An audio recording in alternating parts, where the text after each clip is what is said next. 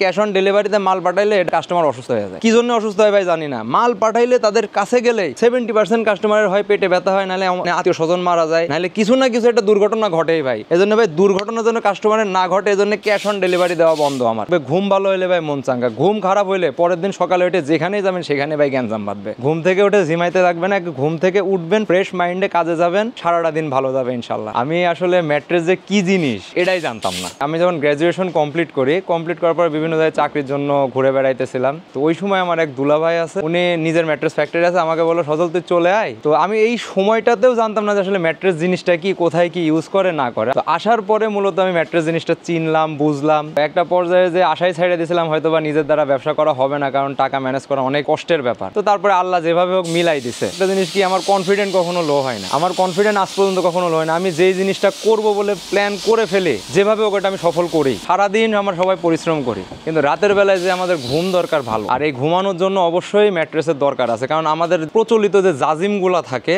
সেগুলো হয় কি এক জায়গায় উঁচু থাকে, এক জায়গায় নিচু থাকে। এতে হয় কি ঘুমাইতে গেলে কষ্ট হয় উঁচা নিচার কারণে। আর ম্যাট্রেস জিনিসটাকে আপনার বেডটাকে সমানভাবে রাখবে এবং আপনি খুব শান্তি মতো ঘুমাইতে পারবেন। আমি সবসময় বলি যে আপনাদের সবাইকে অর্থোপেডিক ম্যাট্রেসগুলো ব্যবহার করার জন্য, কারণ অর্থোপেডিক ম্যাট্রেসটা হার্ড হয়। ডাক্তাররাও বলে সবসময় যে হার্ড জায়গায় ঘুমাইতে, শক্ত জায়গায় ঘুমাইলে আমাদের মেরুদণ্ড সমান থাকে। আমার ফ্যাক্টরিতে যদি প্রতিদিন 40টা ম্যাট্রেস প্রোডাকশন হয়, তার মধ্যে 35 থেকে 37টাই হয় অর্থোপেডিক ম্যাট্রেস, কারণ ওই অর্থোপেডিক ম্যাট্রেসের চাহিদাটাই অনেক। আমরা কিন্তু আমাদের ফ্যাক্টরিতে যে শুধু অর্থোপেডিক ম্যাট্রেস বানাই বিষয়টা তা না, আমরা হচ্ছে অর্থোপেডিক বানাই, বনেল স্প্রিং বানাই, পকেট স্প্রিং বানাই। মানে কাস্টমারের চাহিদা অনুযায়ী যতগুলো ম্যাট্রেস আছে আমাদের কাছে বাংলাদেশের প্রেক্ষাপটে আমরা সব কয়টা বানাই। এবং প্রতিটা ম্যাট্রেস আমি যখন বানাই আমি নিজে দাঁড়ায় থাকি, কিংবা আমার ক্যামেরার মাধ্যমে আমি দেখতে থাকি যে কোনো জায়গায় ভুল ত্রুটি হচ্ছে না। কারণ আমার চোখে যদি ভুল ত্রুটি বাদে আমি সাথে সাথে এটাকে ঠিক করি। অনেক সময় কাস্টমার ধরেন একরকম মাপ দিয়েছে, ভুলে আমরা অন্যরকম মাপ দিয়ে ফেলি। আবার অনেক সময় কাস্টমারের বেডের ভেতরের সাইজটা একরকম থাকে, কিন্তু উনি বলে ফেলেন আরেক রকম ভাবে। কম টাকায় কখনোই ভালো জিনিস পাওয়া যায় না। আপনাকে যদি ভালো জিনিস পাইতে হয় আপনাকে অর্থ খরচ করতে হবে, আর যদি খারাপ জিনিস নিতে হয় তাহলে আপনার অর্থ কম লাগবে। এটা কিন্তু স্বাভাবিক। কেউ যদি কোয়ালিটি মেনটেন করে যদি প্রোডাক্ট আপনার কাছে সাপ্লাই করতে চায়, সে কোনোভাবেই কম প্রাইসে আপনাকে ভালো প্রোডাক্ট দিতে পারবে না। আমরা কোনো অফারে দিতে পারি না, কারণ আমার কোয়ালিটি নষ্ট করে আমি যদি প্রোডাক্ট আজকে সাপ্লাই করে আমার 2 দিন পর ব্যবসা নষ্ট হয়ে যাবে। জিনিস যেটা ভালো হবে দাম তার সেটা বেশি হবে। এটা কিন্তু অনেক আগের প্রচলিত কথা। অনেকে আছে যাদের একটু লো বাজেট কিন্তু স্প্রিং এর ফিল নিতেছে, অনেকে থাকে না যে একটু মনের ইচ্ছা, তারাই যে বাংলা বনেল স্প্রিং গুলা নেয়।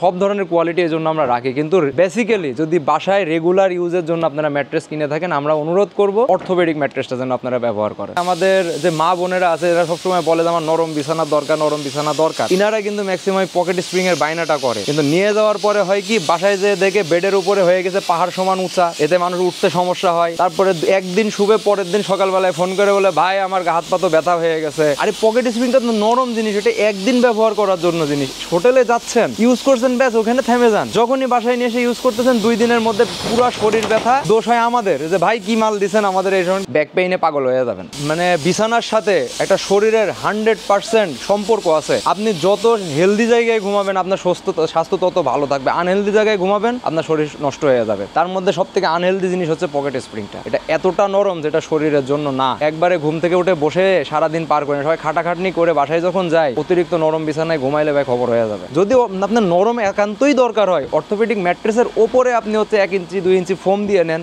হালকা সফট করে নেন, টপার দিয়ে নেন, ঠিক আছে।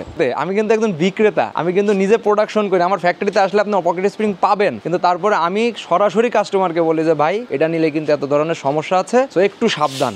তারপরেও যে জেনে শুনে নেয় তাদের জন্য আমি ওয়েলকাম। আসলে নরম মানে আরাম না ভাই, নরম মানে ক্ষতি। কারণ আমি নিজেও ভুক্তভোগী। শখের বশত একটা পকেট স্প্রিং নিয়েছিলাম, ব্যাক পেইনে আজও ভুগি। 6 মাস ব্যবহার করছি। কিছুদিন আগে একটা কাস্টমার পাইছি, সে আমাকে ম্যাট্রেসের মাপ দিছে হচ্ছে 75 ইঞ্চি বাই 66 ইঞ্চি। সে আসলে মেজারমেন্টটা নিচে হচ্ছে যে 60 ইঞ্চির। আমাদের বাজারে যে ফিতাগুলা পাওয়া যায় না 60-এর পরে কিন্তু এতখানি গ্যাপ থাকে, সেই গ্যাপটা সে বাদ দেয় নাই। তাকে আমি ওভার ফোনে বলছি যে আপু আপনি হচ্ছে এই মাপটা যে দিছেন নিচের দিকে কিন্তু গ্যাপ আছে, ওইটা বাদে হচ্ছে আপনি মাপটা দিবেন, কিন্তু 1 থেকে 60 পর্যন্ত ধরবেন, তারপরে আবার টান দিবেন। বলে ভাই আমি ওইভাবেই দিছি। আমি চিন্তা করছি ভাই কাস্টমার আমার কাছে তো লক্ষ্মী, আমি সেইভাবে মাল পাঠাইছি। মাল দিয়ে দেখেছি লাম্বায় 3 ইঞ্চি ছোট, সাইডে 3 ইঞ্চি ছোট। এবার কাস্টমার আমার সাথে ইচ্ছা মতো চিল্লা পাল্লা শুরু করছে। চিল্লা পাল্লা করে বলে হ্যাঁ আমি মাপ ছোট দিছি। আমি আপু আপনি যেই মাপ দিচ্ছেন সেই মাপটাই আছে। বলছে না কোনোভাবে। সে তার লাস্টে বললাম যে আপু ভিডিও কলে আসেন, এসে মাপটা দেন। এবার সে মাপ দিছে, মাপ দিয়ে দেখে যে তার যে ফিতা অনুযায়ী তার 75 ইঞ্চি মিলে গেছে, 66 ইঞ্চি মিলে গেছে, কিন্তু তার খাটের ভিতরে ঢোকে না। কারণ আমার কাছে তো স্টিল টেপ 1 থেকে 78 পর্যন্ত একবারে টান দিতে পারি আমি। উনি তো 60-এর পরে গ্যাপটা বাদ দেওয়া না দেওয়ার কারণে অতখানি যে গ্যাপের সৃষ্টি হয়, এটার জন্য সে ভুল করে আমার সাথে অনেক চিল্লা পাল্লা করছে। তারপরেও এই জিনিসটাকে কনসিডার রিপেয়ার করে আমরা প্রোডাক্টটা যেহেতু কাছাকাছি ছিল প্রোডাক্টটা নিয়ে এসে আমরা ঠিক করে দিয়েছিলাম।